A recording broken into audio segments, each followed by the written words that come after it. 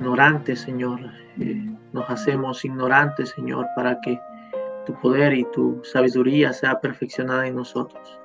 Enséñanos, Señor, y también repréndenos. Derriba, Señor, todo argumento, todo pensamiento que es contrario a tu palabra y que no te glorifica. En el nombre de Jesús oramos. Amén. Amén, hermanos. Voy a compartir, hermanos. Vamos a desarrollar el estudio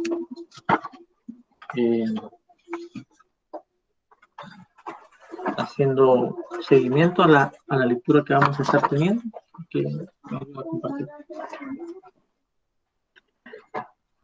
Y a los hermanos que están en las redes, vamos a compartir la diapositiva.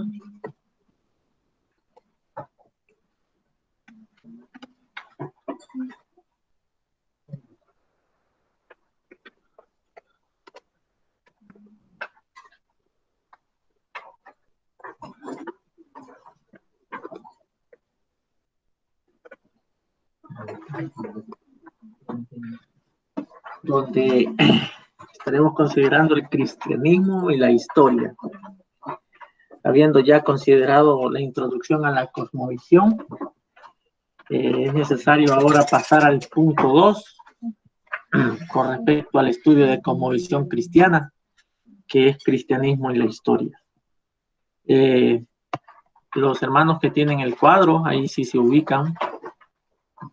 Si se ubican en el cuadro de cosmovisión, pueden ver que el cristianismo en sí mismo, la cosmovisión cristiana establece en relación a la historia, en creación, caída, redención y consumación de forma lineal, mientras que las otras cosmovisiones creen en una evolución, otros en una conciencia evolutiva, otros en un materialismo histórico, otros en un determinismo histórico y otros en un historicismo humanista. Ninguna de las otras cosmovisiones tiene la presencia de la creación, caída, redención y consumación misma como lo establece las Escrituras. Y por eso vamos a estar desarrollando en esta hora la primera parte referente al cristianismo en la historia, la cosmovisión cristiana. Para ello vamos a hacer una pequeña introducción sobre este tema, definiendo qué es la historia. Y es interesante esta pregunta porque la respuesta estará fijada por el arquetipo de cosmovisión que posee el individuo. Es decir, si usted le pregunta a una persona que no tiene la cosmovisión cristiana, bíblica, consistente, arraigada en las Escrituras, le va a responder de una forma determinada, así como la cosmovisión mismo la plantea. Para ilustrar esto, por ejemplo, para los griegos la historia era cíclica. Por ejemplo, también los filósofos como Nietzsche, Spencer, se identificaban con la visión griega de la historia. La cosmovisión occidental, por ende, mantiene dicha visión. Aunque para Karl Lewis, este es un historiador, él sistematizó en el siglo XX, referente al pensamiento de todas las filosofías existentes con respecto a la historia. Él dice que aunque la generalidad de la filosofía de la historia usan el esquema cristiano para entender la historia, él concluye que la interpretación de la historia es cristiana en su raíz de otras cosmovisiones, pero anticristiana en consecuencia. En todo caso, la inconsciencia del hombre caído, o la inconsistencia, perdón, del hombre caído, comen del fruto, pero desechan la raíz. Y es interesante lo que dice este escritor en un libro que se titula La filosofía de la historia, donde habla acerca de qué corresponde o qué significa la historia para el ser humano y para las otras y para las muchas cosmovisiones existentes. Lo que él en general dice que todas las filosofías con respecto a la historia tienen un esquema cristiano en ellos y que por ende entienden la historia como el cristianismo la ha entendido. Sin embargo, lo que pasa es que establecen otro Dios, establecen otro principio, pero la narrativa de la historia siempre es la misma. Solamente que cambian las disposiciones y cambian los enunciados en ese aspecto.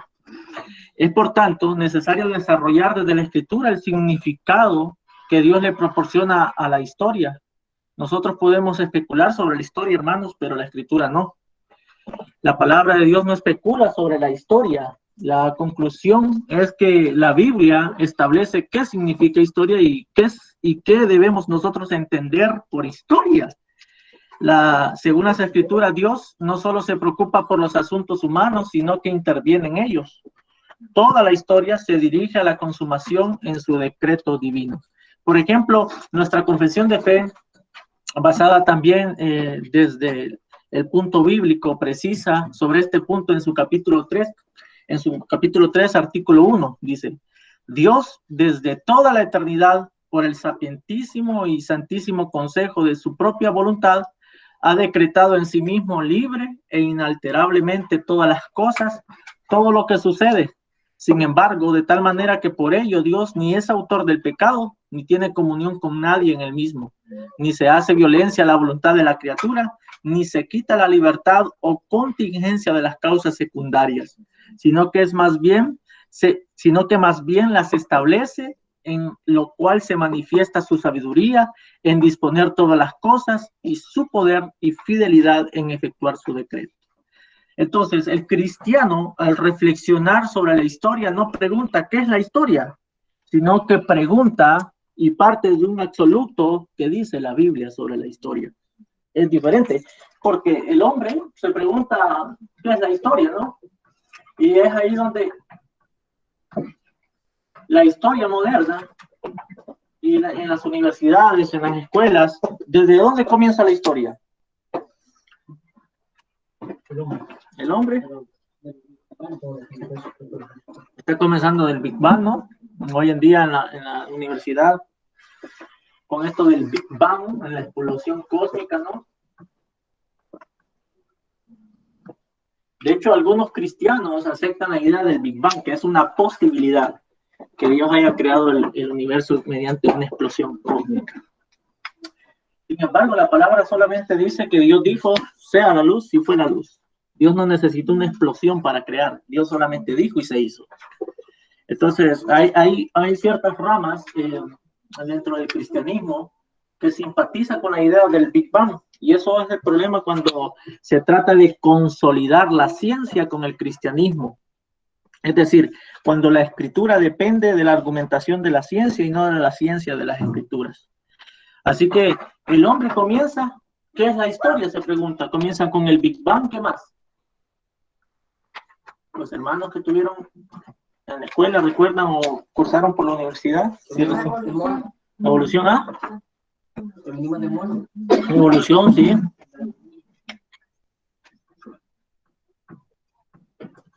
Evolución. Hermanos que están conectados. Evolución, que alguien dijo, bueno, darwinismo es también, darwinismo, porque tiene una faceta alternativa a lo que es la evolución. Bueno, Darwin fue el que propuso la idea del origen de las especies, ¿no? Y con ello afirmó lo que se conoce como la selección natural. Bueno, ¿qué más? Comienzan por el Big Bang, evolución, darwinismo. Pero hace la evolución y nos ponen la prehistoria. ¿Prehistoria? Ajá, pero ¿dónde surgen solo los dinosaurios? En cuando esto de Darwin habla del origen de las especies, surge porque este tema del dinosaurio lo vamos a discutir más adelante. Pero esto de los dinosaurios surge con esto del darwinismo. Con esto. Pero antes de eso alguien dijo prehistoria, ¿no? Algunos incluso hablan de la creación preadámica. ¿Has escuchado eso?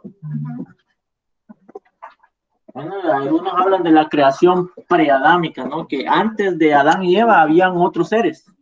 En este caso, otros posiblemente especies o quizá también un hombre.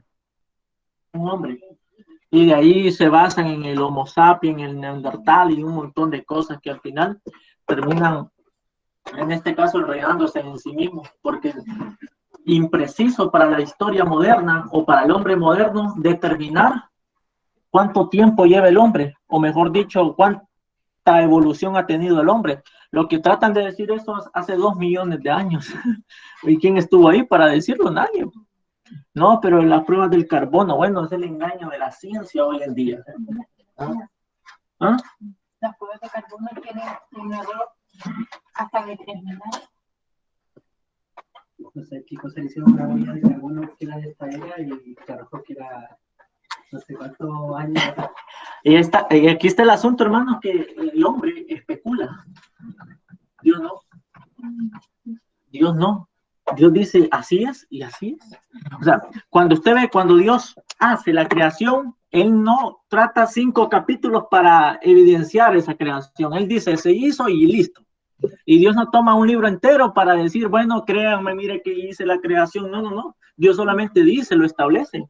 No sugiere, no especula. Y eso habla de la autoridad de la Biblia, ¿no? De la suficiencia de la Biblia. Mientras que el hombre especula, dice el hombre así de esta forma, cuando escribe sus libros sobre Big Bang, evolución, darwinismo, quizá, posiblemente.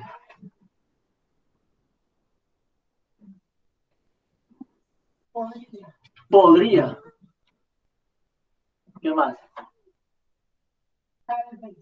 Tal vez. Ahí está. ¿Qué es esto? Pura especulación. Pura especulación. Y estos son castillos de arena. O quizá.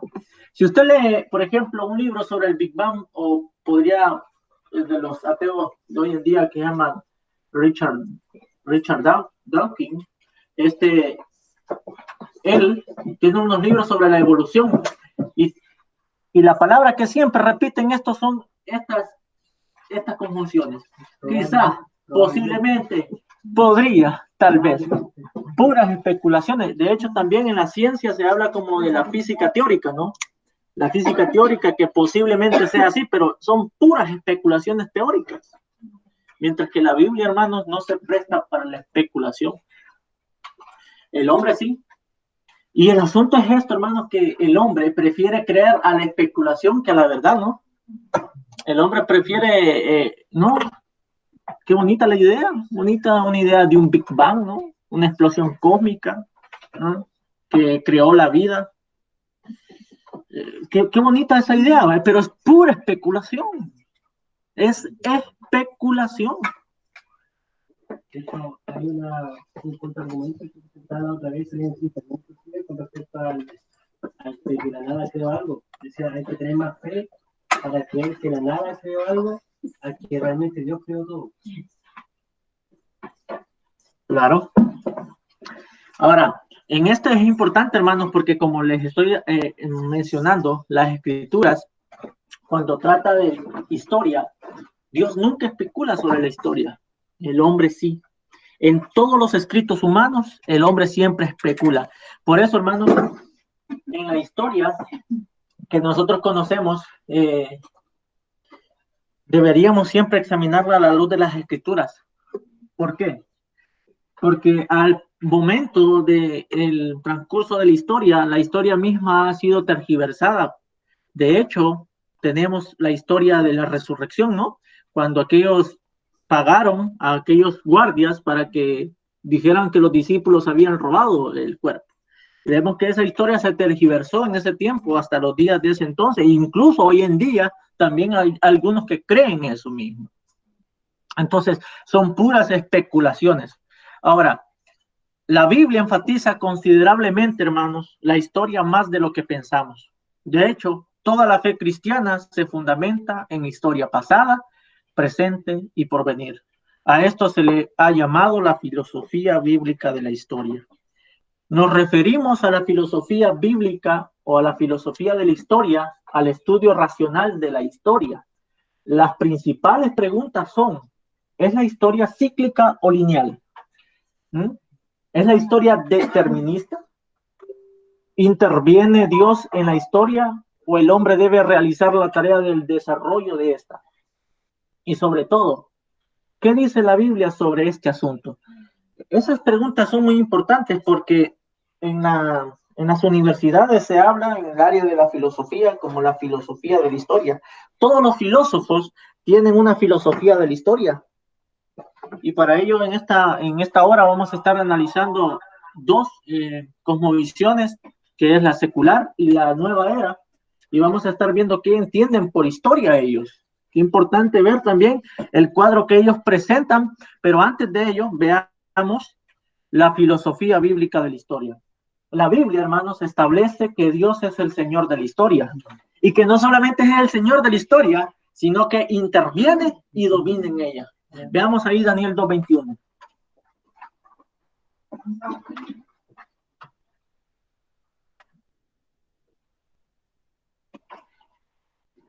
¿Alguien puede leer?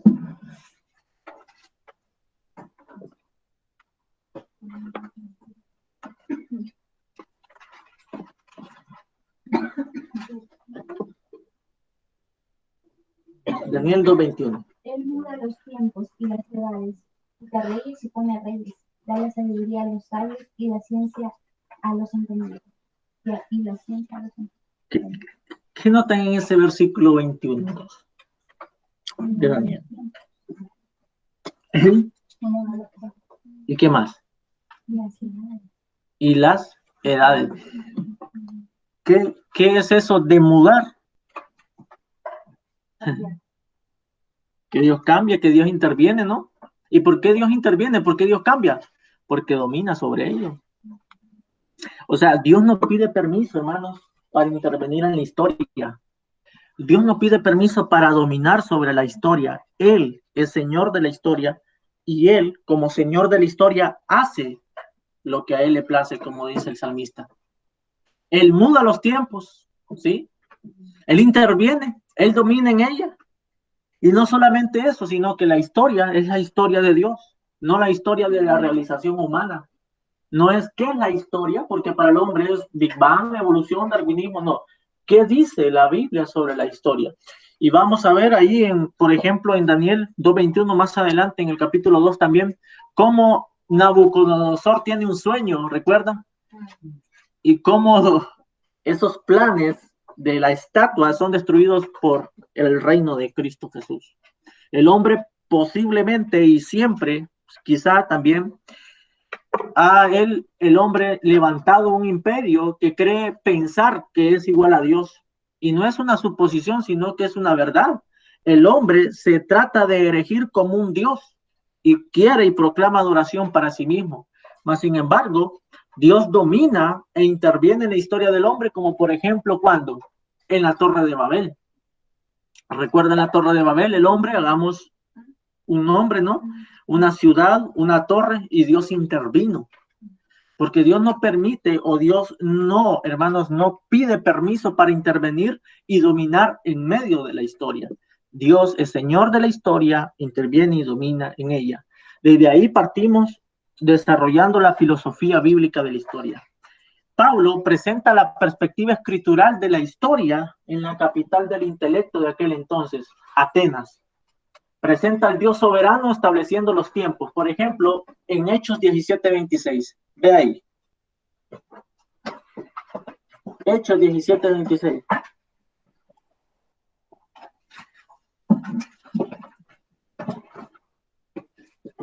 De una sangre ha hecho todo el linaje de los hombres, para que habiten sobre la faz de la tierra. Les ha prefijado el orden de los tiempos y los límites de su habitación. No tiene esa palabra de Pablo, y prefijado. Hay un prefijo ahí que es antes. ¿Y qué dice que ha prefijado? El orden de los tiempos. En el 17:26. De uno solo, Dios hizo todas las naciones del mundo para que habitaran sobre la superficie de la tierra, habiendo determinado, prefijado sus tiempos y las fronteras de los lugares donde viven. Hermano, esto es increíble.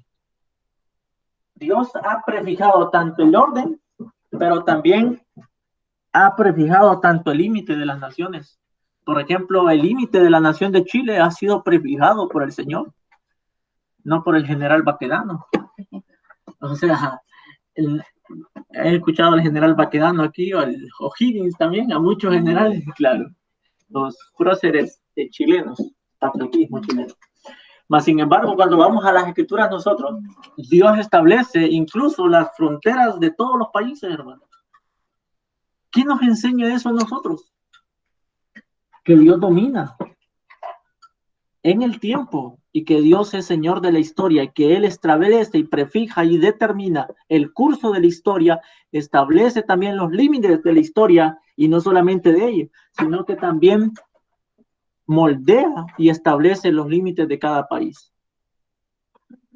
¿Qué atributo de Dios es ese, hermano? Soberanía. Dios establece, ordena, permite, según su consejo eterno. En Job igual nosotros vemos esto con los pequeñitos cuando estudiamos geografía. Y la historia también, porque dice, ¿dónde estabas tú cuando yo fundaba la tierra? Házmelo saber si tienes inteligencia. ¿Quién ordenó sus medidas? ¿Lo sabes? ¿Y quién enseñó sobre ella por bien? ¿Sobre qué están fundadas?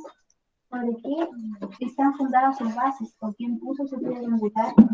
Cuando lavaban todas las estrellas del alba y se regocijaban todos los hijos de Dios. ¿Quién encerró con puertas el mar? Cuando se derramaba saliéndose de sus senos. Cuando puse en nubes por la figura suya y por faja oscuridad y establecí sobre él mi decreto, le puse puertas y cerrojos y dije, hasta aquí llegarás y no pasará adelante. De ahí parará el orgullo de tus olas. Has mandado tú a la mañana en tus días, has mostrado al alba su lugar para que ocupe los fines de la tierra y para que sean sacudidos de ellos tus impíos. Ahí vemos igual lo que acabamos de ver, que pone límites de toda la creación, hermanos. ¿Dónde está Job? Job 38. ¿Dónde estabas tú? La misma pregunta nos hace a nosotros. 4 al... ¿Quién fue su consejero? Dice. Cuando hizo todas las cosas. ¿Has considerado tú hasta las alturas de la tierra? Declaras y sabes todo esto. Hasta el 18.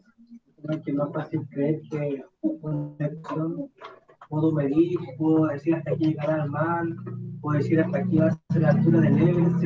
Claro. Hay que leer eso, que está literal. Claro, lo que pasa es, por ejemplo, mire, la Biblia establece los límites. Pues. Sí. Por ejemplo, vea, en el Big Bang se cree la idea de que el universo siempre se está expandiendo. O sea, el universo, incluso esas ideas entraron en el cristianismo. El universo es infinito. Una idea del siglo XX, que se introdujo en el siglo XX, que el universo siempre se está expandiendo, siempre expandiéndose. Es una idea religiosa, porque el concepto de infinitud le pertenece a Dios. Entonces ellos cambian a Dios por lo creado y le dan un atributo. El universo solamente Dios posee ese atributo incomunicable, infinito, ¿no? Mientras todo lo creado es finitud, pues. Y Dios establece, hermanos, los límites. Por eso la narrativa de la ciencia moderna o postmoderna trata de enseñar con unos argumentos tan poéticos y trata de enseñar, no, que hay unas fotografías ahí que hablan de unas galaxias. Sí, ciertamente, hermanos, hay estrellas, hay muchos, en este caso, estrellas que el Señor dice que a cada uno llama por su nombre. Sin embargo, esa idea no presupone que el universo es infinito, porque Dios estableció todas las cosas y tiene su límite según las Escrituras. Entonces, el universo no es infinito y tampoco se está expandiendo como enseñan los de la teoría del Big Bang. El universo se está expandiendo, extendiendo, de tal forma que no conoce límite en sí mismo. Así que lo que vemos nosotros en las Escrituras es que Dios ya ha fijado todo. O sea, hermanos, que todo lo que está, como dice Pedro, permanece como en el principio. Dios estableció los cimientos de la tierra, Dios estableció el curso también de la tierra, del sol y de todas las estrellas, y así permanece desde el principio. Ahora, esto es importante, hermanos, porque la narrativa del hombre siempre es cambiante con respecto a eso, porque como no parte de un absoluto que es la historia, sino a través de una evidencia empírica, que el hombre termina equivocándose en todos los resultados, en las investigaciones. Hoy en día, por ser científico, no quiere decir que sea verdadera o veraz la información que está dando el científico, ¿no? El hombre, por naturaleza, dice las escrituras, hermanos, que es mentiroso y que solamente es Dios veraz. Esto indica entonces, hermanos, que los eventos históricos concretos que se desarrollan en los tiempos y épocas han sido determinados por el Señor. Por ejemplo, en Hechos 1:7, veamos ahí. Ahí nuestro Señor Jesucristo habla del tiempo siendo fijados por la autoridad del Padre. Hechos 1:7. Amén, dice. Y les dijo, nos toca a vosotros saber los tiempos o las sazones que el Padre puso en su sola potestad. Ahí está. Nos toca, le dice a los discípulos, cuando los discípulos le preguntan sobre la restauración de Israel. Y el Señor no les corresponde a ustedes saber los tiempos ni las épocas que el Padre ha fijado en su propia autoridad.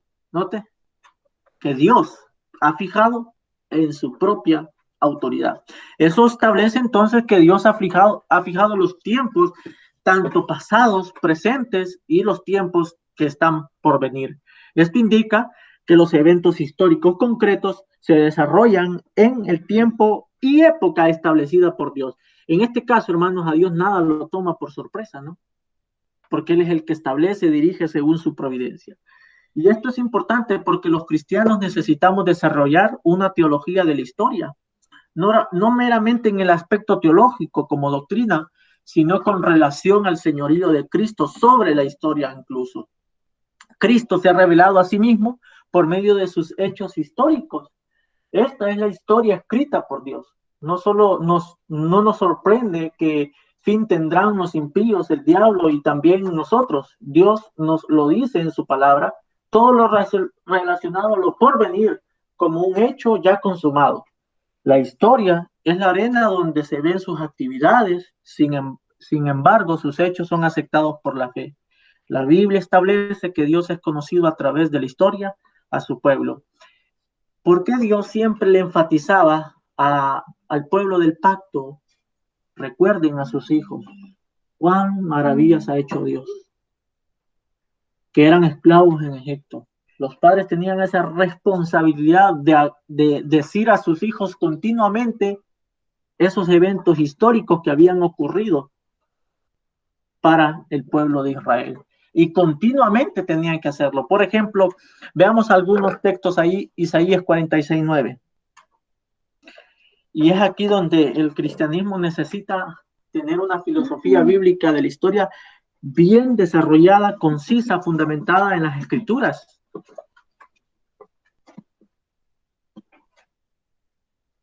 Isaías 46:9. Acordaos de las cosas pasadas desde los tiempos antiguos, porque yo soy Dios y no hay otro Dios, y nada es semejante a mí. ¿Por qué Dios dice acordaos de las cosas pasadas de los tiempos antiguos? Bueno, lo que Dios está apuntando ahí es la intervención que tiene Dios en la historia. ¿Cuánto tiempo pasó el pueblo de Israel en Egipto? 400 años. ¿Cuántos años tenía Moisés cuando salió de Egipto? ¿Recuerdan? 40 años. 40 años, sí. ¿Y cuántos años tenía cuando Dios lo llamó y se reveló en aquella zarza? 80. ¿Cuántos años pasaron entonces? En este caso, desde el proceso que salió Moisés de Egipto, 40 años, pero para el llamamiento de Moisés pasaron otros 40 años. ¿Qué indica eso, hermano? ¿Por qué Dios no lo hizo? Sacó a Moisés y lo llevó directamente. Anda a librar al pueblo. No. Estuvo apacentando el ganado de su suegro Jetro, y con ello Dios estuvo trabajando con ese hombre en el desierto 40 años hasta que Dios lo llamó. Pero fueron 400 años y la esperanza de Israel era tal como Dios lo había prometido o lo había profetizado antes en Génesis, que Israel iba a ser esclavo en Egipto por 400 años. Esos 400 años pasaron y la profecía se cumplió. Dios lo estableció así, pasó así, pero Dios llamó a este hombre y pasaron 80 años para llamar a Moisés. Ahora, qué importante esto, porque eso es lo que tenían que recordar los israelitas, el pueblo del pacto. Veamos, por ejemplo, Éxodo 10:2. Hermanos, me ayudan también con Deuteronomio 4:32 al 35. Vamos a leer todos los textos.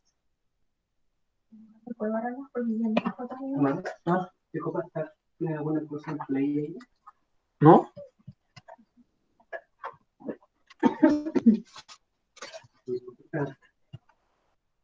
¿No? ¿Qué se escucha? ¿Como noticia de fondo? ¿Noticia? No. Voy a cerrar todo esto acá. Noticia, ¿no?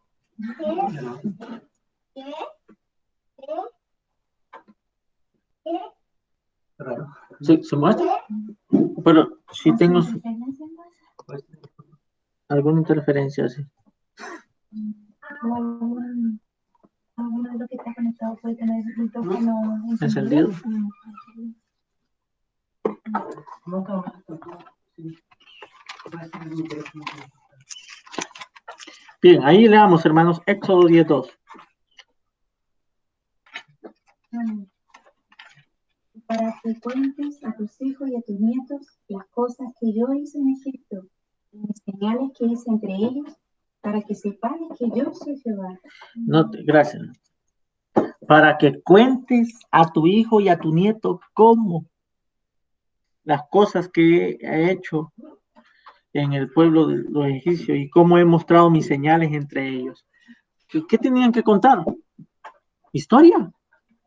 Lo que había sucedido y lo que Dios había hecho por medio de la mano de Moisés. Veamos también Deuteronomio 4:32 al 35. Continuamente Dios enfatiza lo mismo. Deuteronomio 4:32 al 35. Dice, ¿por qué pregunta ahora si en los tiempos pasados que han sido antes de ti, desde el día en que creó Dios al hombre sobre la tierra, y desde un extremo del cielo al otro, se ha hecho cosa semejante a esta gran cosa, o se haya oído otra como ella? ¿Ha oído pueblo alguno la voz de Dios hablando de en medio del fuego, como tú lo has oído sin perecer? ¿O han intentado Dios venir a tomar para sí una nación de en medio de otra nación, con pruebas, con señales, con milagros, y con guerra y mano poderosa y brazo extendido, y hecho aterradores, como todo lo que hizo con vosotros Jehová vuestro Dios en Egipto ante tus ojos? Hermano, lo que está haciendo Dios aquí es le está presentando la evidencia histórica al pueblo de Israel. ¿Ah? Pregunta ahora acerca de los tiempos pasados que fueron antes de ti. Pregunta. Desde el día en que Dios creó al hombre sobre la tierra, averigua desde un extremo de los cielos hasta el otro. ¿Se ha hecho cosa tan grande como esta? ¿O se ha oído algo como esto? ¿Ha oído pueblo alguno la voz de Dios? Hablando de en medio del fuego, como tú lo has oído y has sobrevivido. Nadie, hermanos. La pregunta, ¿o ha intentado Dios alguno tomar para sí una nación de en medio de otra nación con pruebas, con señales y maravillas, con guerra y mano fuerte y con brazo extendido? Dios estaba apelando ahí al hecho histórico de su creación y de haber escogido al pueblo del pacto de entre las naciones. ¿Ve que Dios enfatiza mucho la historia en las Escrituras? Sigamos, por ejemplo, en Salmo 77, 11 al 15. Y eso es lo que trato y trataré de demostrar en esta parte, hermanos, que la Biblia le da mucha importancia a la historia, más de lo que nosotros pensamos. Salmo 77, 11 al 15.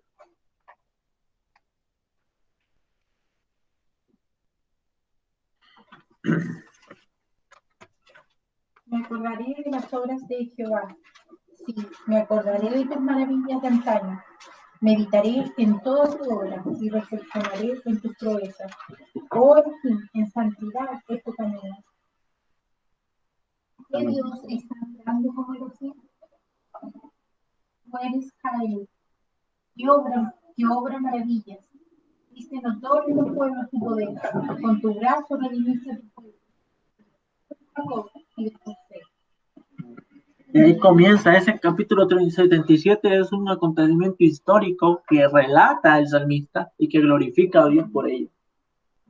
Y de hecho el texto dice, ¿qué Dios hay grande como nuestro Dios? Tú eres el Dios que hace maravillas. Has hecho conocer tu poder entre los pueblos. A través de la historia, Dios lo ha hecho así. Isaías 43, 10 al 13. Dice, vosotros sois mis testigos, dice Jehová, y mi siervo que yo escogí, para que me conozcáis y creáis y entendáis que yo mismo soy. Antes de mí no fue formado Dios, ni lo será después de mí. Yo Jehová, y fuera de mí no hay quien salve. Yo no hubo entre vosotros Dios ajeno. Vosotros pues sois mis testigos, dice Jehová, que yo soy Dios. Aún antes que hubiera día, yo era, y no hay quien de mi mano libre. Lo que hago yo, ¿quién lo estorbará? ¿Está? Ve ahí el Señor Dios soberano anunciando que sobre o con relación a Él no hay nadie que sea capaz de igualarlo, porque no hay otro Dios fuera de Él. Y lo que hay son falsos, por supuesto, con D minúscula. Y también en Isaías 44, 6 al 8. Sigamos, leamos los textos bíblicos. Isaías 44, 6 al 8. Veamos cómo Dios siempre enfatiza los eventos históricos de una forma sorprendente. Isaías 44, versos 6 al 8.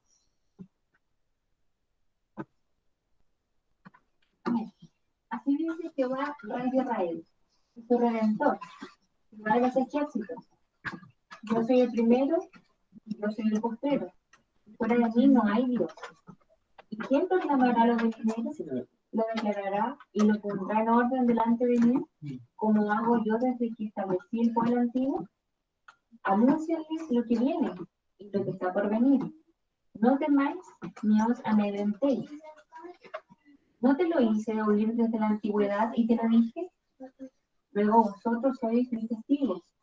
No hay Dios sino yo. No hay fuerte, no conozco ninguno. ¿No te hermanos la superioridad de Dios por sobre la historia? Ahora, ¿qué es lo que, a qué nos llama el Señor cuando vemos la historia, hermanos, en el desarrollo bíblico? Nos llama a esto, miren, a alabarlo, ¿no? A alabarlo, a adorarlo, a exaltarlo por su gran poder, por sus grandes maravillas. Por ejemplo, ¿cómo fue anunciado el Redentor desde antes de la multiplicación de los seres humanos sobre la tierra, cuando le dijo a la mujer sobre la simiente, hablando de Cristo Jesús? Incluso Pablo va más adelante, diciendo que desde antes de la fundación del mundo eso ya estaba destinado. ¡Qué impresionante! ¿A qué nos lleva eso a nosotros? A alabarlo.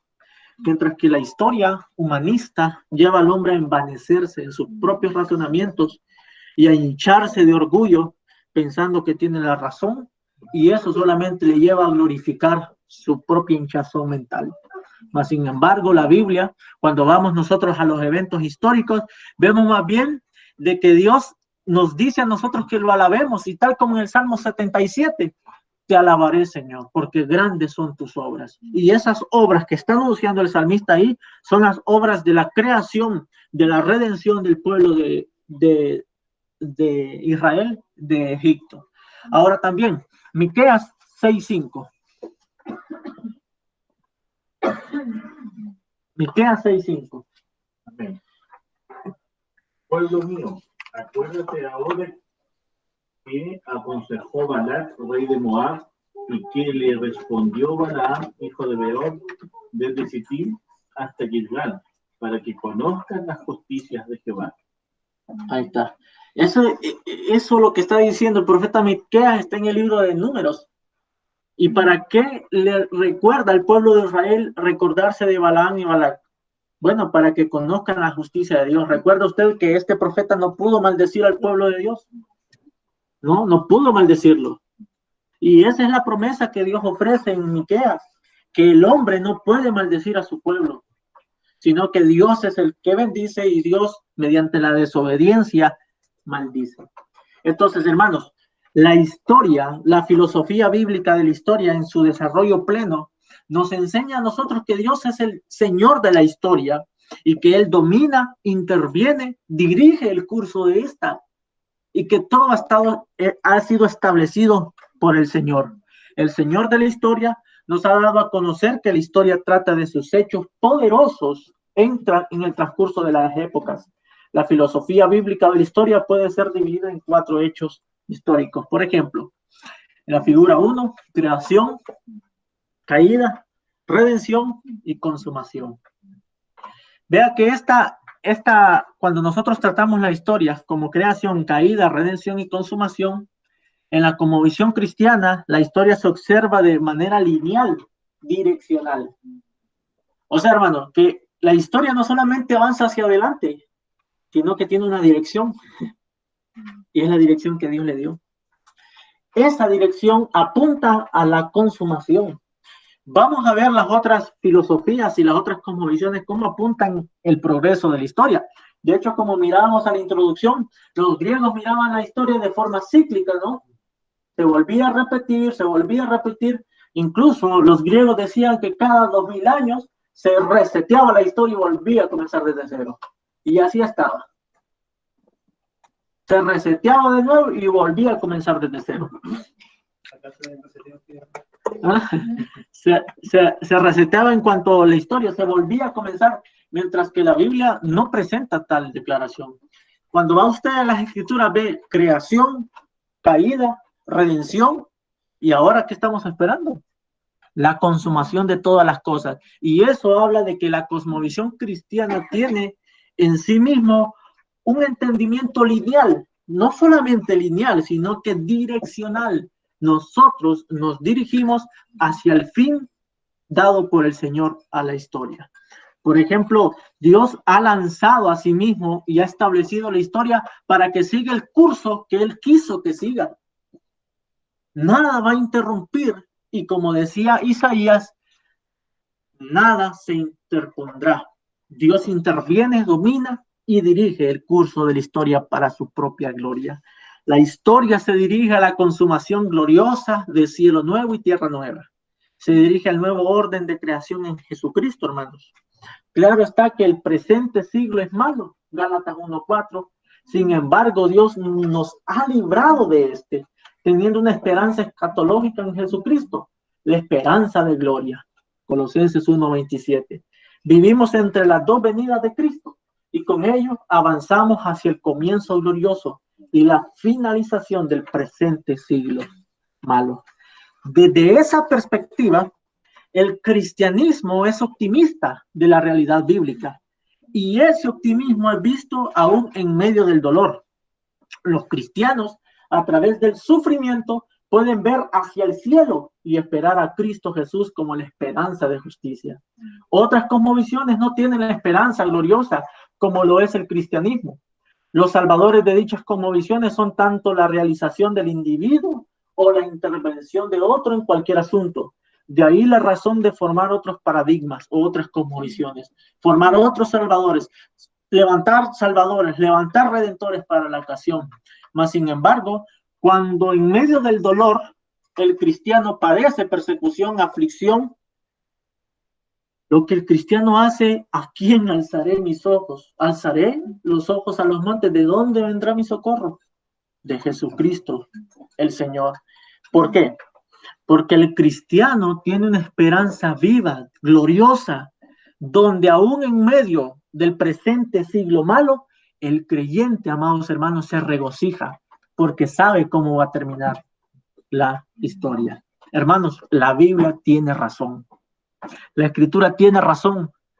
Por tanto, se dirige a el lugar donde Dios indicó, a la consumación gloriosa de los hijos de Dios. El cristianismo bíblico observa que hay un único mal producto de la caída, y eso es el pecado. No culpa el entorno como lo malo, aunque ese entorno exterioriza lo que radica en el corazón, por supuesto. Pero el cristiano que conoce su pecaminosidad entiende que su pecado también ha participado en la degradación moral del mundo. Por tanto, es realista en su entorno. Conoce que ha vivido en otro tiempo en su pecado antes de que Cristo lo haya salvado y que dicha pecaminosidad ha colaborado para la degradación moral. Y esto es importante, hermanos, porque esa es la realidad bíblica que se nos presenta a nosotros. ¿Cuántos años usted vivió en el pecado antes de llegar a Cristo? ¿20? ¿15? Bueno, ¿por qué está el mundo como está? Bueno, nosotros participamos en esa degradación moral. O sea, nosotros también somos responsables de que el mundo esté así como esté, por nuestro propio pecado. Entonces, eso nos ubica a nosotros, amados hermanos, en la perspectiva bíblica de que tampoco nosotros somos buenos, sino que también nosotros, al despreciar a Dios durante 15, 20, 25, 30 años, también juntamente con los impíos, hemos participado en la degradación moral. Ejemplo de ello, el cristianismo de hoy. ¿Participa en la degradación moral de la sociedad? Sí. ¿Cuándo? Cuando descuida los 10 mandamientos. Cuando no obedece los 10 mandamientos. Entonces, hermanos, el cristianismo bíblico enseña que nosotros somos parte también del problema, del mal.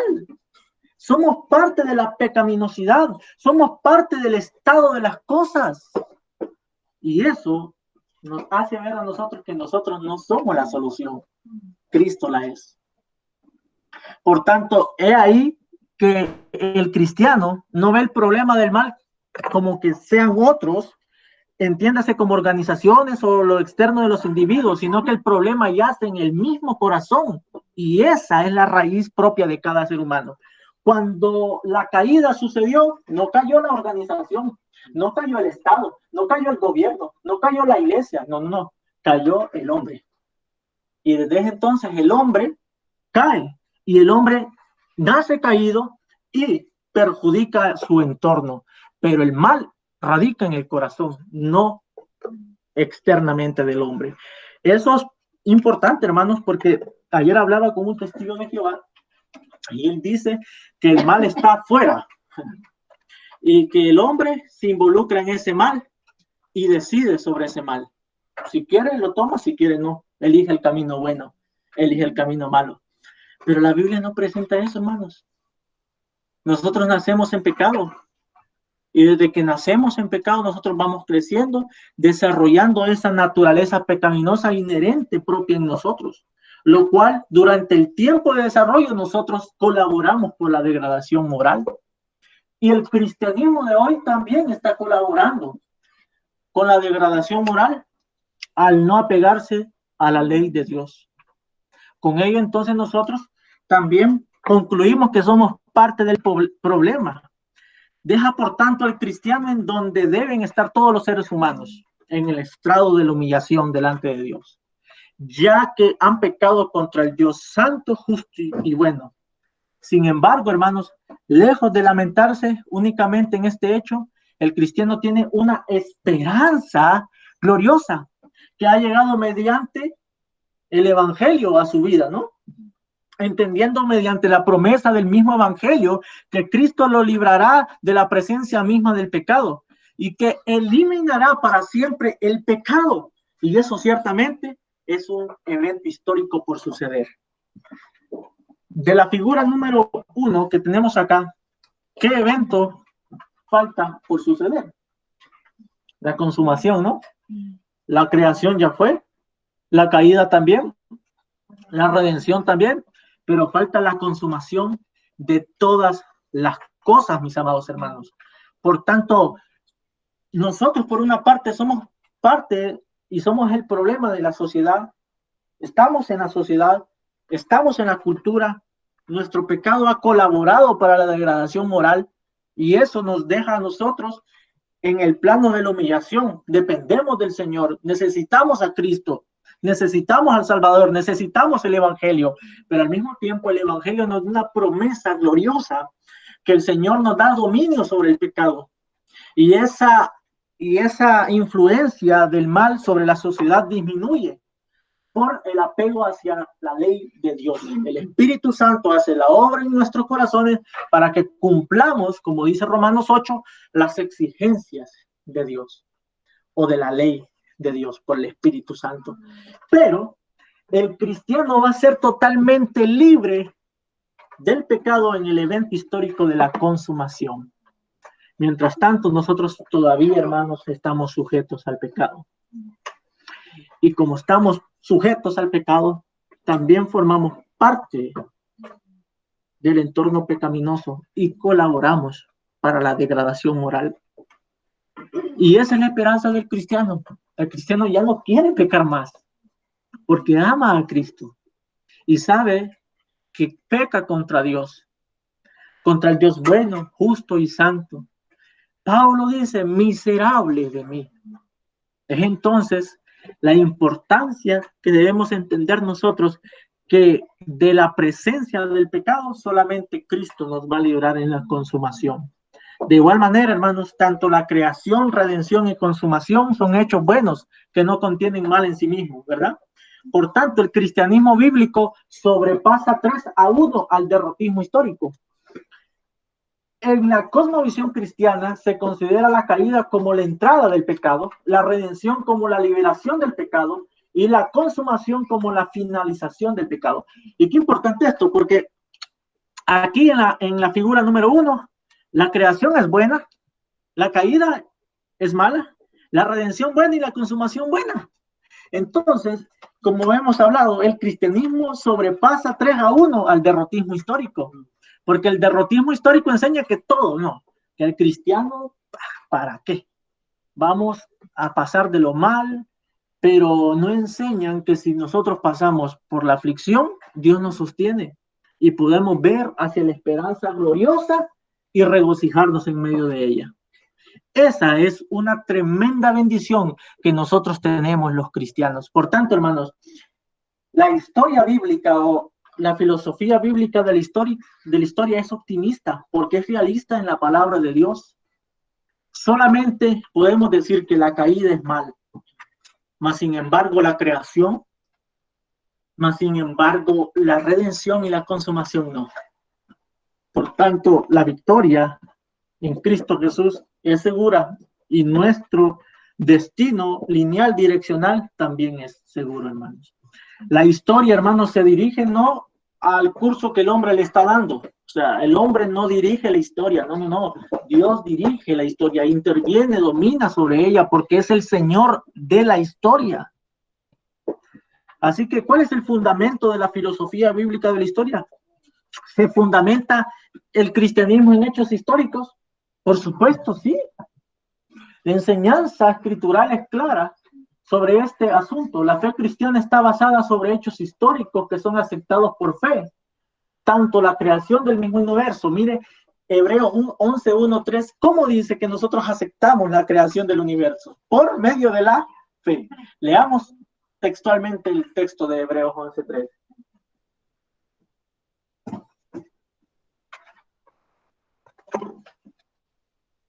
Por la fe entendemos haber sido constituido el universo por la palabra de Dios. De modo que lo que se ve fue hecho de lo que no se veía. Ahí está. Noten, Hebreos 11:3, por la fe dice, entendemos. ¿Por medio de qué fue creado? Todo. Por medio de la palabra de Dios. Y que Él sustenta todas las cosas mediante la palabra de su poder. De su poder. Qué glorioso, hermanos. Porque el cristianismo se fundamenta en hechos históricos. Y esos hechos históricos solamente se pueden aceptar por fe. Y esta fe no es una fe racional. Es una fe dada por Dios como don, que nos hace entender mediante la palabra de Dios la verdad. Eso quiere decir, hermanos, que como hemos visto en filosofía, en el área de la filosofía, si usted se ubica en el cuadro, el supernaturalismo. Supernaturalismo, que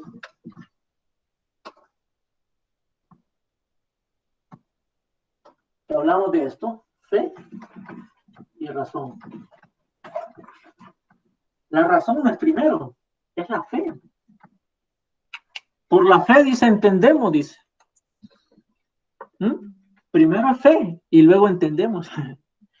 No es primero racionalizar, usar la razón para entender. Hermanos, el Dios no se puede entender mediante la razón. Es incomprensible. Solamente lo podemos entender mediante el Logos, que es Cristo Jesús, y eso requiere fe. Aceptar que Dios se ha revelado en la persona de Cristo. Ahora, es importante esto porque en la filosofía de Platón se ponía primero la razón y que la razón explicaba todo, ¿no? La razón explica todo y si la razón no puede explicar algo, entonces no existe. Mientras en la Biblia no, hermanos. Hebreos 11:3. Por la fe entendemos. No dice entendemos para luego tener fe. No. Por la fe entendemos. Y esa fe nosotros concluimos que es don de Dios. Y por eso ahora nosotros podemos entender cómo Dios creó todas las cosas. Podemos entender por la fe cómo el Señor nos salvó. Podemos entender por la fe hacia dónde se dirige la historia. De tal forma que esa fe es un regalo precioso de Dios. Quite la fe al cristianismo y queda nada, hermanos. Queda nada. La creación del universo, por fe entendemos, dice Hebreos 11:3, y que la entrada al pecado del mundo también por un hombre se entiende también por la fe. Romanos 5:12, vamos a ir.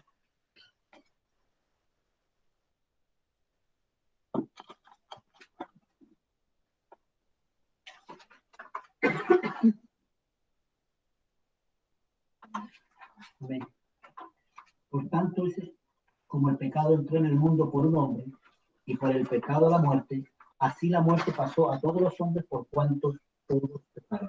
Bien, ¿qué es lo que está haciendo uso Pablo ahí? ¿De qué está haciendo uso ahí? Dice, por tanto, tal como el pecado entró en el mundo por medio de un hombre.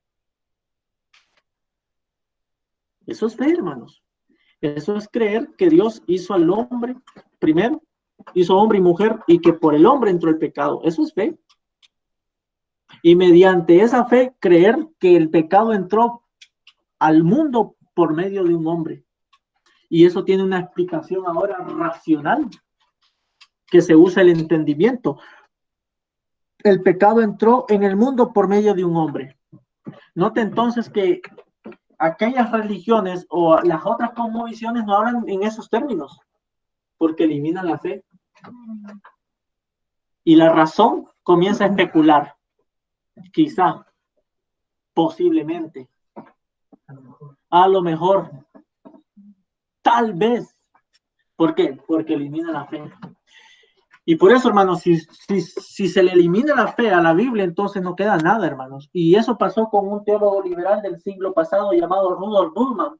Él trató de desmitologizar la Biblia. Él dijo que la Biblia eran mitos y que debían ser desmitologizados. que solamente tenían que ser entendidos por la razón, pero no por la fe. Qué peligroso eso. Porque ahí tenemos la herencia de lo que se conoce como el cristianismo intelectual. Tratar de entender las cosas mediante la razón, definir las cosas mediante la razón, pero ¿qué pasa con la fe? ¿Qué pasa con la fe? Se le queda a un lado y se superpone a la fe la razón. Lo mismo creían los griegos, por eso fracasaron en sus intentos de explicación. Cuando nosotros no partimos de la fe, hermanos, vamos a fracasar. Y de hecho, pastor, ellos tienen una mala presuposición ahí porque ellos también quieren fe. Porque para ellos creer, para que ellos crean, ¿cierto? Que la razón es la realidad última como el todo, también necesitan fe. Confianza en esa presuposición. Claro. Es que aquí en el asunto de la fe, ahí entiendo ahí, el asunto de la fe que trato de demostrar es la fe bíblica, la analogía de la fe. Que para que nosotros podamos creer en ese hecho histórico se necesita fe, pero el hecho histórico en sí mismo habla sobre la fe, es decir, que el hombre cayó, eso, hermanos, es un hecho histórico que testifica acerca de la fe, pero para creer ese hecho histórico se necesita la fe sobrenatural que viene de parte del Señor. Por eso a la escritura se le llama fe también en la Biblia. Por eso dice interpretar conforme a la analogía de la fe. ¿De cuál fe? No la fe nuestra, sino la fe de las escrituras. Judas, versículo 3, contended ardientemente por la fe, dada una vez a los santos. ¿Qué fe? Fe, la palabra de Dios. Por eso el uso de fe en la Biblia tiene tres usos. Se podrían tener, por ejemplo, fe salvífica, ¿no? Fe como la palabra de Dios.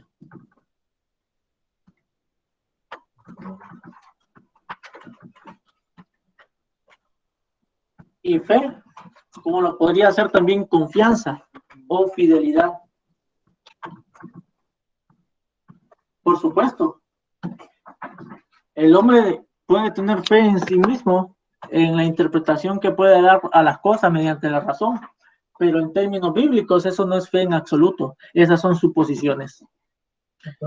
Y en eso también se cae en muchos roles de la iglesia, por ejemplo, se interpreta muchas veces, no sé, que hacer un trámite, por ejemplo, de la posibilidad, tienen que aplicar una fe. Y ahí hay que hacer una clara distinción que existe la fe salvífica, que es para salvación, que no es ese mismo anhelo que el hombre que puede tener para ir a hacer un trámite de la posibilidad, que eso no es lo mismo, eso no es fe, porque eso lo puede tener cualquiera. Claro, eso es algo muy común en la iglesia, un error que se comete muy, muy a menudo las personas, y cuando son confrontados decirles no, es que la fe para salvación es una fe que Dios da, es una fe salvífica, que no es lo mismo que se aplica, por ejemplo, para ir a hacer un trámite de la posibilidad, eso es algo distinto, y muchas personas se sienten confrontadas con eso, porque como que se le rompe el esquema. Claro, se le quería añadir esa situación porque es muy común. Sí, el otro día ya me comprar un pancito para el desayuno, para el almuerzo. Y me decía que estaba esperando un nuevo trabajo. Entonces dijo, pero no te quiero decir porque como dice, hay que pedirlo con fe. Ya le dije, tú ahí estás siendo místico porque estás pensando que si tú nombras lo que te hagas tu trabajo, te va a ir mal. Entonces, que aquí nunca estuvo Dios realmente, o sea, no sé, aquí Dios realmente está hablando de Exacto, entonces esa no es fe bíblica, no es fe como don de Dios. Pues. Fe se podría traducir ahí en ese caso como confianza, pero esa es una confianza supuesta, pues no es algo como absoluto como es la fe bíblica, que nos da seguridad plena y certera que las cosas son así como son. ¿Y se puede considerar como la fe bíblica, como una confianza sobrenatural que Dios entrega? De hecho es eso, la fe también en cuanto a su definición puede ser confianza o también puede ser fidelidad. Por ejemplo, a veces dice, hermano, imitar tu fe, pero lo que está diciendo ahí no es que imite la fe en cuanto a el sentido de creer, sino de fidelidad. Fe tiene que ver con fidelidad también en la escritura. Ser ser fieles al Señor es tener fe, tener confianza, fidelidad en el Señor. Por ejemplo, la redención, nosotros lo creemos por fe que Cristo es nuestra redención. Cristo, aunque nosotros no lo podamos explicar mediante el entendimiento, la razón, nosotros creemos que Cristo es nuestra redención y lo entendemos, lo asumimos, pero quizás no lo podamos decir, hermanos, quizás no lo podamos explicar, pero Cristo es mi esperanza de gloria.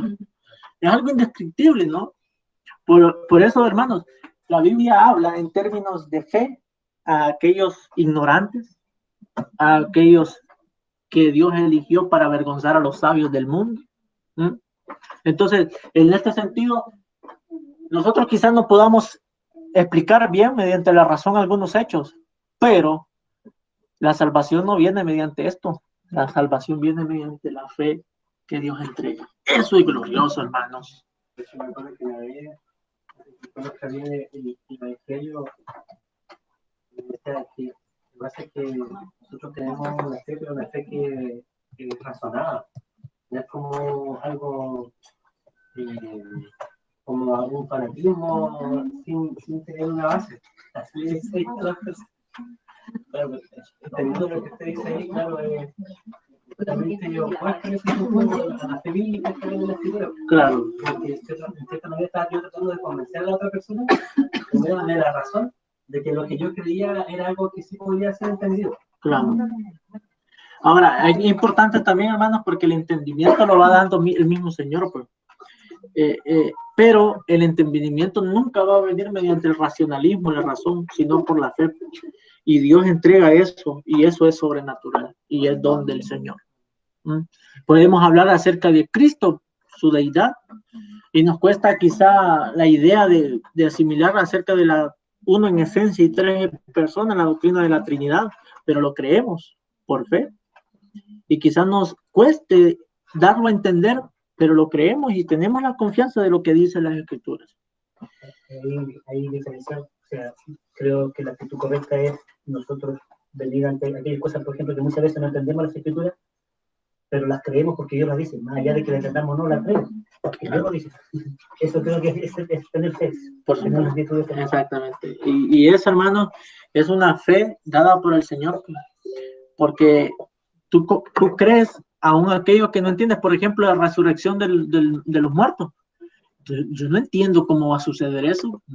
Racionalmente podríamos especular, pero eso realmente, hermanos, es tan potente que eso lo entendemos por la fe y lo aceptamos, aunque no lo hayamos estudiado bien y entendido bien, pero lo aceptamos porque es un don del Señor. Ahora bien, si queremos afianzar nuestra confianza en eso, debemos estudiarlo para tener un entendimiento más cabal de las cosas.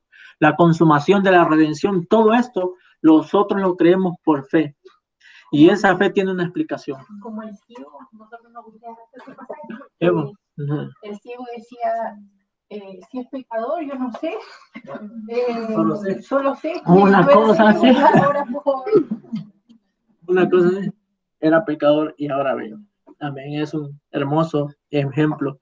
También, hermanos, la cosmovisión bíblica de la historia ve a Dios, ve que Dios es revelado a todas las naciones y precisamente anuncian los hechos históricos realizados por el Señor Dios. Es así como el cristianismo se fundamenta sobre hechos históricos llevados a cabo por el omnipotente Dios. Los opositores al cristianismo afirman que se fundamenta sobre la fábula y sin embargo una fábula por su naturaleza no es un hecho histórico realizado. Es más, la fe cristiana, hermanos, esto es lindo, está cimentada en un hecho histórico. Y ese hecho histórico, ¿cuál es? Pero hay precisamente un hecho histórico. Sigamos leyendo ahí. Quitando ese hecho histórico, el cristianismo carece de sentido y propósito. Hablamos de la doctrina de la resurrección de Cristo. 1 Corintios 15, 14. Vea, hermanos, qué importante, y aquí es donde aplico historia y doctrina al mismo tiempo. Sí. 1 Corintios 15, 14. ¿Alguien lee? 1 Corintios 15, 14. Y si Cristo no resucitó, vana es entonces nuestra predicación, vana es también vuestra fe. ¿Ah? ¿Es vano? 15 qué? No, dice 19, pero... No, 15, 14. Para el apóstol Pablo, la predicación es vana y la fe es vana. En otras palabras, la predicación sobre un hecho histórico es vano y la fe en un hecho histórico, si no es verdad, también es vano. Pablo dice que seríamos los más dignos de lástima si Cristo no resucitó y solamente esperamos en esta vida a Cristo. Por ejemplo, ahí en 1 Corintios 15, 19. Veamos ahí.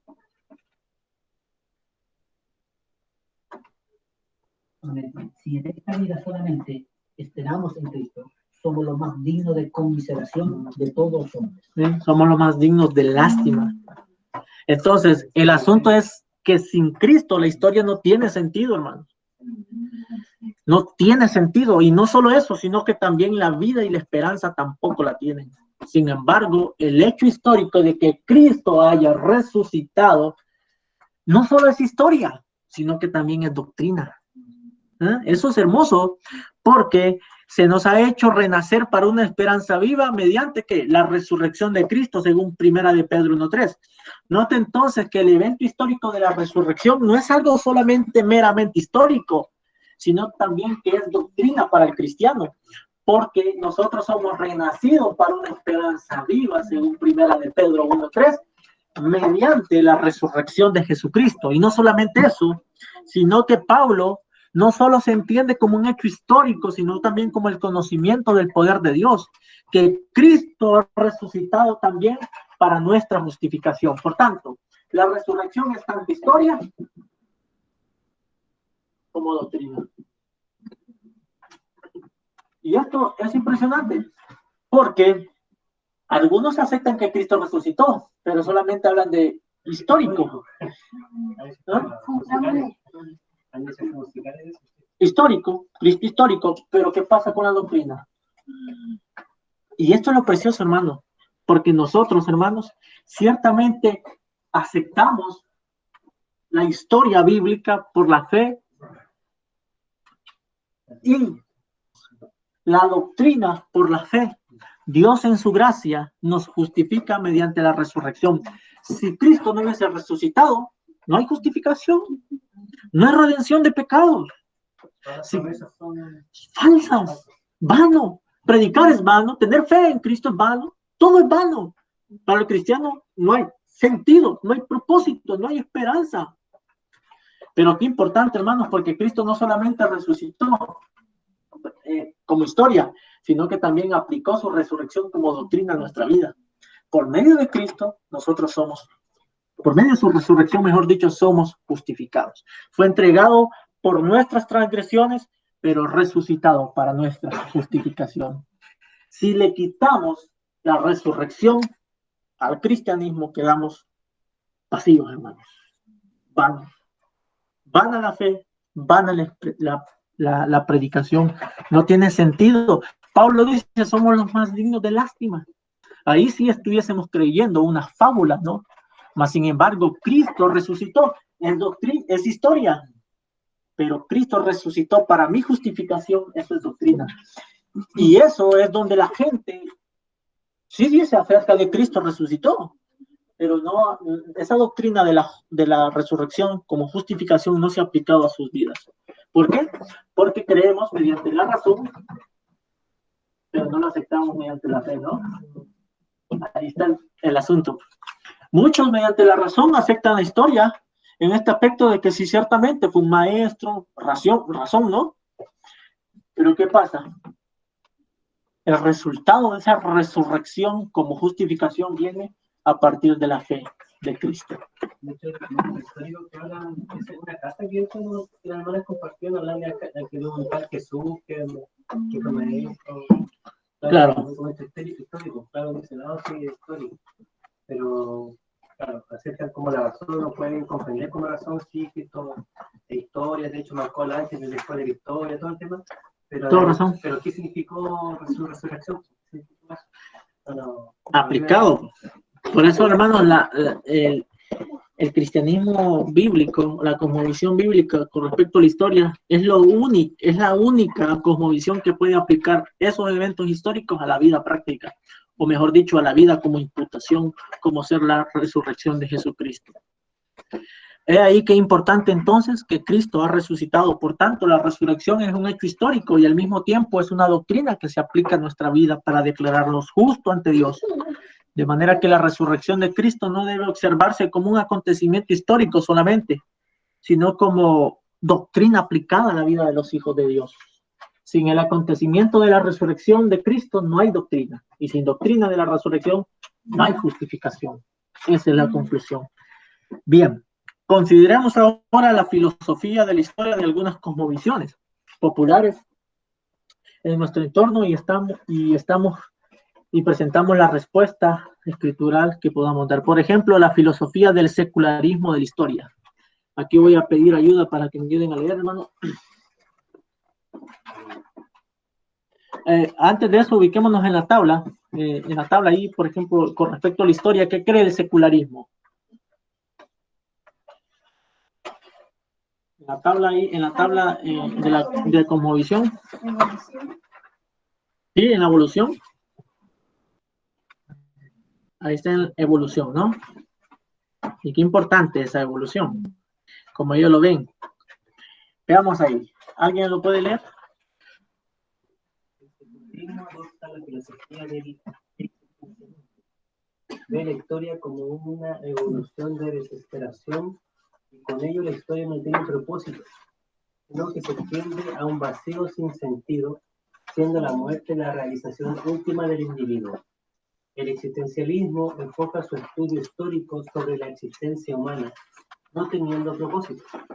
Las dos formas de existencialismo, ateísta y teísta, sobre la existencia humana, el existencialista que cree en un Dios afirma que la fe en Dios es un salto en el vacío.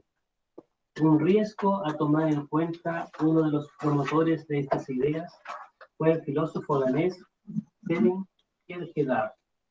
El otro modelo de existencialismo es el ateísta, que ve la existencia precedida a la esencia. Es decir, la existencia es previa a la esencia. La manera de descubrir la verdad es participando de la existencia y para ello centra la historia en el hombre.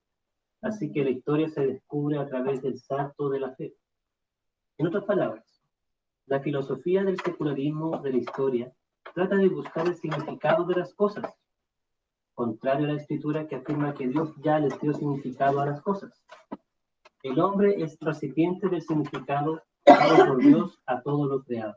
Amén. Un momento, hermano. Aquí veamos esta filosofía del secularismo de la historia. Esto, hermanos, tiene que ver con la evolución en cuanto a la historia de que el hombre en sí mismo no tiene propósito. Puro existencialismo. El existencialismo se basa, por ejemplo, en la existencia humana y que el hombre debe buscar el propósito en su vida, ¿no? Y el hombre tiene que encontrar ese propósito para dar la definición de las cosas. El hombre descubre la realidad mediante el uso de la existencia. En este aspecto, el secularista o la cosmovisión del secularismo de la historia trata de buscar el significado de la historia a medida que se va desarrollando en el entorno. Pero la Biblia enseña totalmente lo contrario. Las cosas Dios ya las definió. Pecado es pecado. Muerte es muerte. De hecho, la otra vez ¿cómo se llama esta? La de viejos, decía que sin historia no tenemos identidad, decía ella, buscando como la argumentación para que se pase más historia de Chile, no desde el punto de vista supuestamente ella del régimen militar, sino que el pensamiento humanista, comunista esté más presente. Por supuesto, y ahí está el asunto. ¿Por qué hace eso? Bueno, quizás no lo conozco, pero esa es una idea existencialista. Tú descubres, en este caso, el significado de algo mediante el uso de la existencia en ese algo. En otras palabras, hermanos, eso es lo que está ocurriendo también incluso en el cristianismo. Y eso tiene que ver mucho con el uso de la razón, pues. Cuando el cristiano define las cosas desde la razón, es un existencialista, porque está dándole un significado a las cosas que Dios no le dijo. Ahora, cuando nosotros no definimos las cosas desde las escrituras, estamos actuando como existencialistas, porque estamos nosotros procurando encontrar el sentido de las cosas mediante el uso o el significado o la definición que nosotros le estemos dando a tal cosa. Por ejemplo, en cuanto al existencialismo, hay teísmo y ateísmo. El teísmo cree que hay un Dios, por supuesto. El existencialista ateísta cree que hay un Dios, pero que Dios no le impregnó el significado a las cosas, sino que el hombre tiene que experimentar y darle el significado a cada cosa. Y ahí tenemos que ahora, por ejemplo, también se quiere redefinir qué es pecado, ¿no? Al pecado se le llama error. ¿Ah? Al adulterio se le llama tiempo libre, ¿no? O unión libre. ¿Por qué pasa eso? Porque el hombre, exactamente, porque el hombre, a través de la existencia misma, trata de dar el significado a las cosas, pero Dios ya le dio el significado a las cosas, hermano. Entonces, en esta idea del existencialismo, la vida no tiene propósito. Es una vida sin sentido, sin sabor. Es una vida que no tiene ninguna causa de existencia y que el hombre debe de involucrarse en su existencia y encontrar el significado de las cosas. Y la realización última del hombre es la muerte. Es la muerte. Encontrar el significado de su vida. Por supuesto. El filósofo Nietzsche, él decía que la idea del suicidio era una idea incluso hasta gratificante porque era la liberación de todo el sufrimiento humano. La filosofía de lo absurdo. La filosofía de lo absurdo se plantean tres alternativas de la vida: suicidio, religión o lo absurdo. Y eso es existencialismo. O bien yo me suicido y se acaba este asunto, o bien yo acepto la presuposición de la religión y me acomodo a ello, o bien acepto lo absurdo. La vida no tiene sentido, es absurda. De hecho, al predicador de Eclesiastés, estos existencialistas lo tratan de identificar como un existencialista, porque dijo todo es vanidad. Es que el hombre dice todo es vanidad sin Dios. Claro. Esa es la cuestión. Y la palabra vanidad en la Biblia está asociada a corrupción. Todo es Y vanidad. el predicador de Eclesiastés está diciendo eso. Que Al final todo se corrompe. todo es vanidad sin Dios. Sin Dios. Exacto. Y es cierto, hermano. Todo no tiene sentido si Cristo, como miramos, no es el centro. Ahora bien, los pensadores más influyentes en esta visión, de hecho Nietzsche, pero es el fundamento y de esta visión, pero los que hablaron más de eso fue Albert Camus y Jean-Paul Sartre. Esos son los filósofos de esta ideología o de esta cosmovisión. Veían la historia como una pasión inútil ellos, que la vida humana carece de sentido, que la idea es que no hay nadie más en este universo, que la existencia como historia es una desesperación final. Es una historia sin fin y que termina en la muerte en realidad, pero es un ciclo continuo de repetición. En la figura 2, por ejemplo, así ven el asunto. Historia sin sentido, sin fin, ciclos. Se vuelve a repetir, sin fin, sin sentido, historia. Y otra, y qué aburrido. No hay sentido. No hay sentido en esto. Es que así ven la vida, así ven la historia.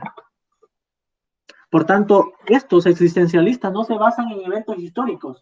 No, usted escribe la historia. Usted es dueño de su propio destino. Por supuesto, eso es existencialismo. Usted es dueño de su propio destino, usted puede cambiar su destino.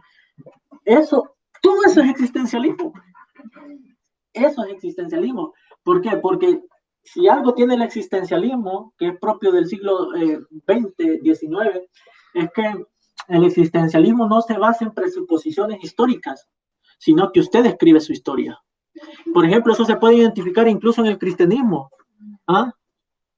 Tú fuiste llamado para eso. Sí, eso es existencialismo. Tienes que descubrir el significado de la vida mediante tu existencia. Pero ¿qué cree el cristiano sobre ello? El cristiano no se fundamenta en ese aspecto, se fundamenta en el significado que Dios le dio a su vida, el ser hecho a imagen y semejanza de Cristo Jesús, el Señor. Ahora bien, sí, Para la gloria de Dios. claro. Ahora bien, la filosofía, el entendimiento, la filosofía bíblica de la historia frente al secularismo.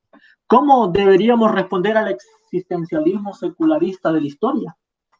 El existencialismo teísta ve la existencia precedida a la esencia, es decir, la existencia es previa a la esencia. La Biblia establece lo contrario, el hombre nace pecador, esencia, y que hace pecado, existencia. Pero el existencialismo ubica primero la existencia y luego la esencia.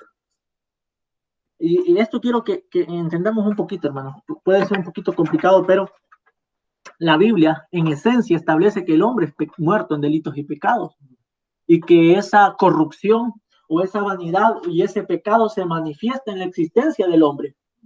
Mientras que el existencialismo dice, primero es la existencia y luego la esencia. Primero tú tienes que existir y conforme existas, en ese entorno te vas a desarrollar, bien, vas a ser bueno o malo. De tal forma que en consecuencia esa será la esencia. ¿Dónde podemos esa frase que bien conocía que dice, pienso, luego existo? Sí, ese fue René Descartes, sí, pero eso tiene que ver con el racionalismo.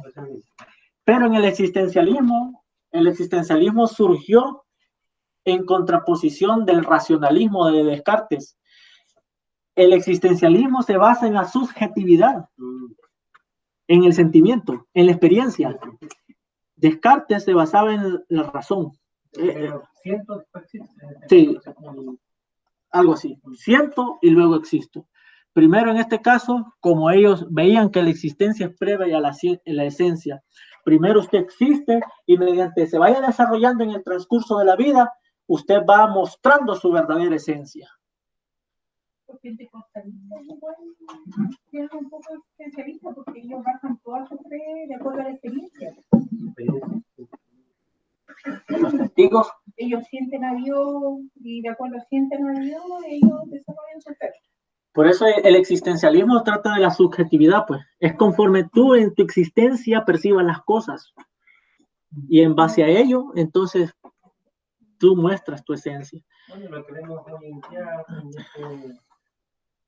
en este relativismo modernista, porque que según lo que yo me autoperciba, como yo me sienta, voy a ser. Sí. Yo me autopercibo como, por ejemplo, un gato, y siento que tengo como característica de gato, voy a hacer un gato. Por ejemplo, de hecho, hoy en día las mismas autoridades usan un lenguaje que dice que las palabras generan realidades. Claro.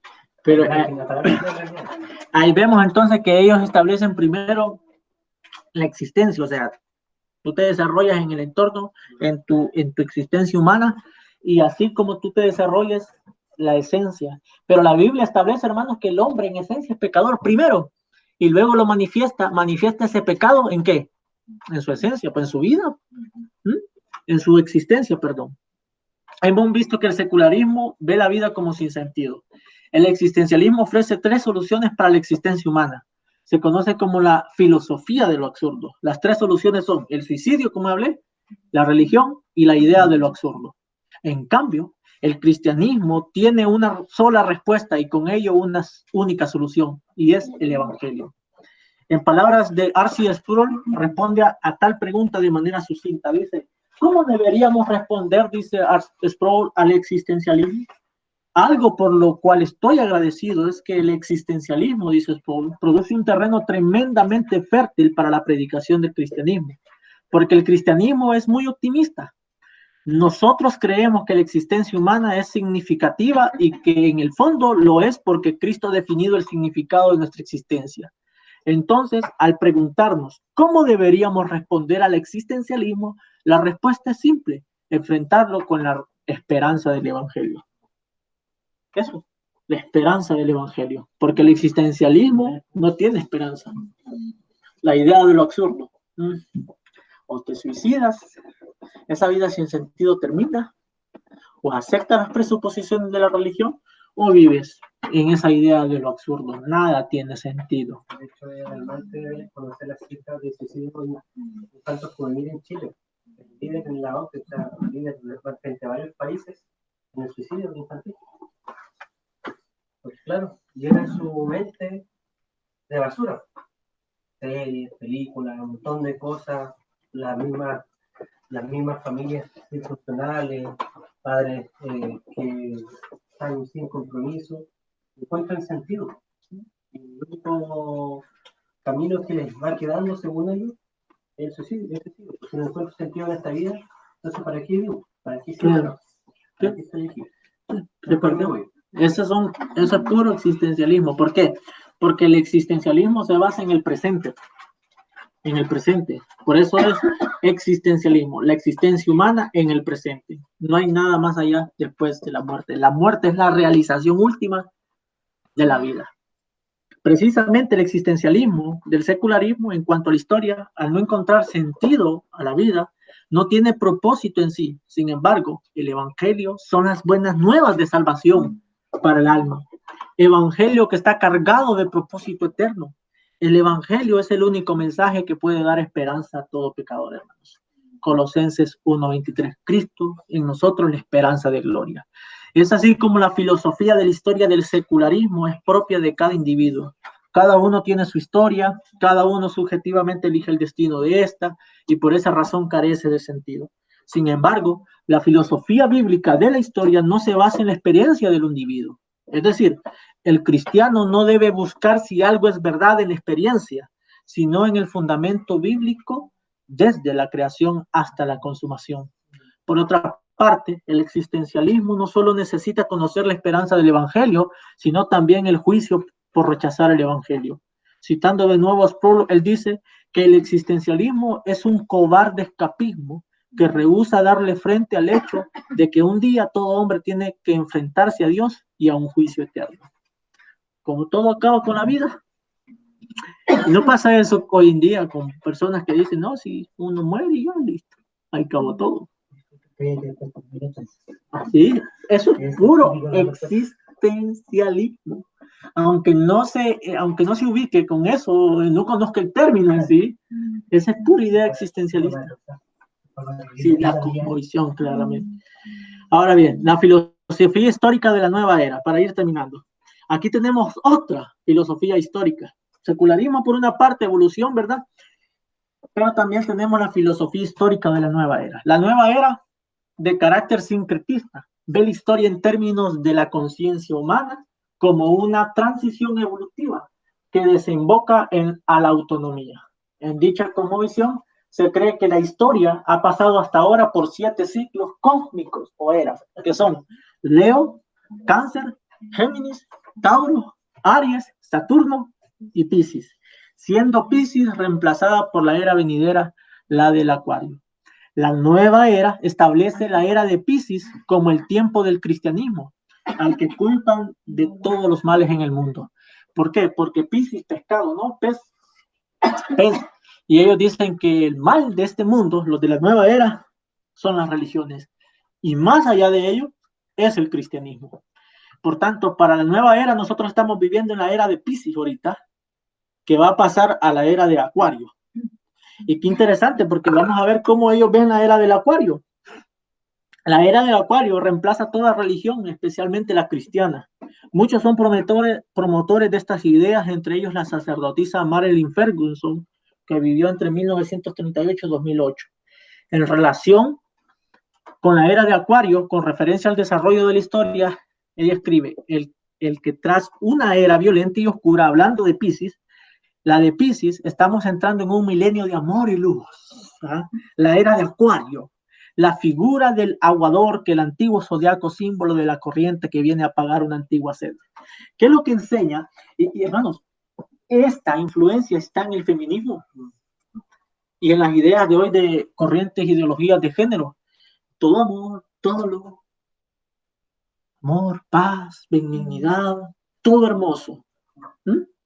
El propósito de esta cosmovisión es la revolución del cambio interior, que se caracteriza por un cambio de mente, de conciencia y de suprema iluminación.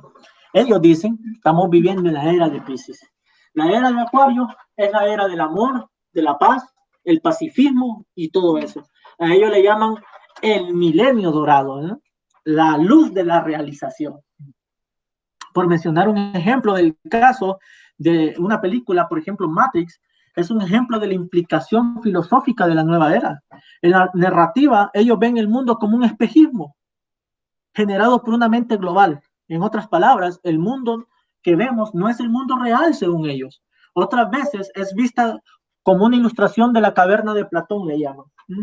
Que el hombre solamente ve espejismo, pero no ve la realidad. Momento, Dios establece la realidad, no el hombre. De tal forma que en esta idea de la nueva era, los seres humanos están presos y necesitan un despertar de mente, de conciencia para la evolución superior. Por tanto, el despertar de la Matrix no es otra cosa que saltar a la era de Acuario, es decir, a la era cósmica del cambio de mente, del cambio de paradigma, del cambio de revolución. Al ser sincretista, algunos cristianos inconscientemente aceptan las narrativas de cine de la nueva era, interpretando la historia como la manipulación del hombre. Es decir, el hombre es quien establece la realidad junto con las organizaciones en el desarrollo de la historia, eliminando así la filosofía bíblica de la historia en relación con que Dios controla, dirige, dispone todo para su gloria y para manifestación de su poder. Romanos 9:22. Él preservó los vasos de ira para manifestar su poder en su paciencia. Para la nueva era, los cambios en la historia se organizan por una pequeña red de grupos pequeños que proclaman la conciencia humana como autónoma, pero que opera junto a la red para provocar el salto histórico de una era a otra. Puede ser un hombre o una organización que mediante el cambio de era hay un cambio de orden. Es así como la nueva era busca la liberación a lo que le llaman el Cristo cósmico, también conocido como Maitreya, el supremo iluminador. Por citar un ejemplo, que cierto proponente de la nueva era, en correspondencia a la era de Acuario y los acontecimientos presentes, escribió: el presidente Trump surgirá como el ave fénix y sentenciará el colapso del estado profundo y la caída del cabal. Lo tendremos liderando no solo la primera potencia planetaria, sino que será el líder de los mundos libres y unificados. Bienvenidos a la nueva era lumínica de Acuario. Como verdaderos hijos legítimos de la serpiente, el hombre levanta redentores, salvadores en momentos de crisis. El asunto es que toda cosmovisión que ofrece redención sin Cristo miente y es producto mismo de las mentiras del diablo. Cristo es el salvador del mundo y cuando quitamos a Cristo del centro queda solamente una vil idolatría y una falsa esperanza en lo incierto. Por ejemplo, en una canción de la nueva era se resume: este es el amanecer de la era del Acuario. Armonía y entendimiento, solidaridad y confianza, no más falacias o sarcasmo, sueños vivos de visiones doradas, revelación mística y cristalina y verdadera liberación mental. Acuario, Acuario.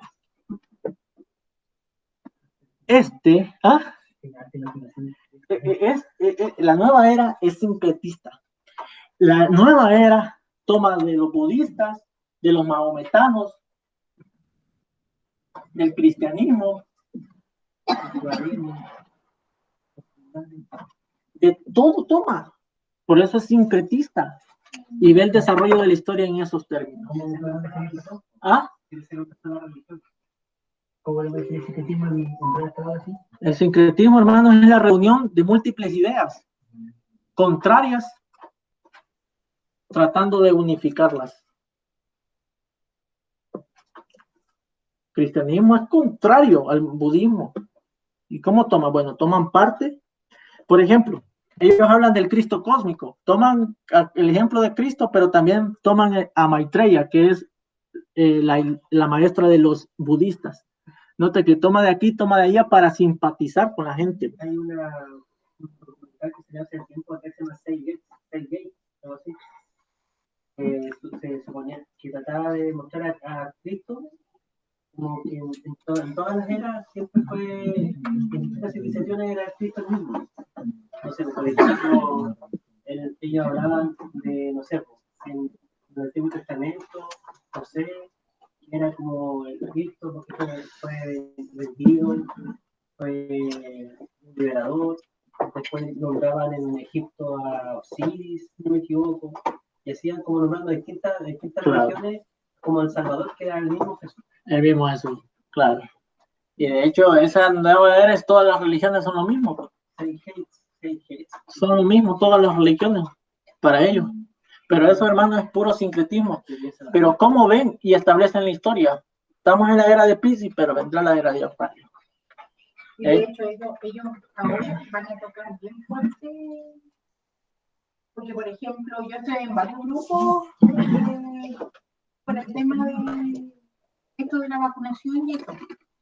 Y ellos están plagados, ellos no soportan el cristianismo, ni la Biblia. De hecho, a mí me han echado de grupos por lo mismo, porque de verdad no he predicado el evangelio, solamente he dicho lo que dice la Biblia. Y me echan así. Ellos toleran a todos. Hay católicos, hay mormones, hay de todo, pero a los cristianos no los toleran. El cristianismo para la nueva era es el mayor mal de este mundo. Por eso dicen, Piscis pasará y viene Acuario. Igual andan ellos hablan de los pleiadianos. Y ahora, por ejemplo, yo siempre pongo este canal de History Channel y ellos le han dado, pero así duro y parejo al tema de los ovnis, los extraterrestres y todo. Entonces ellos van a implantar ahora la nueva realidad y ellos van a decir, porque ellos son creadores de realidades igual. Y ellos van a decir ahora, porque Trump de hecho va a tomar control de todo y van a decir de que estos extraterrestres nos han entregado información y siempre han estado aquí y todo eso. Y van a unificar todas esas cositas que tienen sueltas. Sí, pues, pero eso es una falacia total, porque de hecho Cristo dirige la historia, no estas ideologías inconsistentes. Por ejemplo, ellos tratan de, como usted decía, crear de realidades, pero esas realidades no son relevantes y no imperan sobre la verdad. Cristo es supremo sobre ellos. Y la historia se dirige, hermanos, a la consumación, no se dirige a lo que ellos llaman el salto cósmico o el despertar de la matrix o el despertar de la mente, la evolución de la conciencia última, donde todo será libre. No. El mundo se dirige, hermanos, a la consumación gloriosa para cristianos y para el mundo impío, horrenda expectación de juicio. Ellos viven en un mundo, en una burbuja que lamentablemente ellos mismos han creado, pero esa no es la realidad. Como hemos visto, Dios establece la realidad y esa es una realidad ficticia propiamente que fracasa y no va a prevalecer. Y los mismos cristianos, por no seguir la analogía de la fe, van a caer en esas mentiras, porque ellos van a ser capaces incluso de falsificar una falsa venida de Cristo. La Biblia dice, hermanos, acerca de los falsos cristos, y estos sistemas son falsos cristos. Y hay algo que a mí me hace temblar. Si es posible, engañarán aún a los escogidos. Los escogidos no dejan de ser escogidos por ser engañados, ojo, sino que son también, en este caso, al no sujetarse a la palabra de Dios y al interpretar las cosas según la analogía de la fe, van a sucumbir ante las tendencias del mundo. Mas, sin embargo, aquellos que estemos firmes en la palabra de Dios, vamos a ser sujetos y vamos a ser sostenidos por la potencia de Dios. Ciertamente, hermanos, esta nueva era está tomando mucho control hoy en día en el asunto del feminismo, del progresismo y todo eso, a lo que le llaman la era del Acuario, que está por venir. Pero no hay que temer, porque como hemos visto, la realidad la establece el Señor, Él la dirige, Él controla, incluso, como mirábamos, Él interviene. Y cuando Él interviene, como dice Isaías, no hay nadie que lo estorbe. Amén, hermanos. ¿Alguna pregunta? Bueno, esas dos cosmovisiones analizamos hoy con respecto a la historia. Con respecto a la historia, ¿alguien pregunta por eso?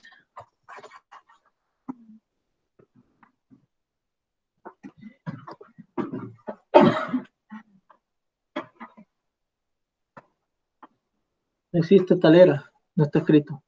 Claro. La era del Acuario. Claudio Acuñón. Sí. Ellos hablan de la era del Acuario como que el cristianismo va a dejar de ser. Y en todos lados se ve eso con respecto a esa ideología. En la narrativa del posmodernismo, la religión tampoco es necesaria y tiene que ser eliminada. Y también en la narrativa de la nueva era y de un libro que se conoce como la nueva era, que se vendió en el siglo pasado 500 millones de copias. Se distribuyó por todo Estados Unidos. Y algo que tiene la nueva era es que la nueva era en sí mismo no tiene un pensamiento consistente. Uno piensa una cosa, uno piensa otra cosa. ¿Por qué? Porque es sincretista. Toman de los budistas, de los mahometanos, toman del cristianismo, levantan Cristos, levantan organizaciones como Cristos, ven que esa organización trae la final era de luz, la era maravillosa o la séptima era, lo cual ellos le llaman también su milenio realizado. Ven que esas cosmovisiones también tienen su escatología, ¿no? Tienen su punto de ver también el desarrollo histórico. Mentira, hermanos. Dios establece la realidad, la historia. Dios dirige la historia. Por tanto, no hay que afanarnos. Por tanto, hay que confiar en que Dios dirige el curso de la misma y que Dios lleva su línea histórica direccional hacia el retorno glorioso de Cristo, hacia una inauguración de cielos nuevos y tierra nueva. Amén. ¿Sí?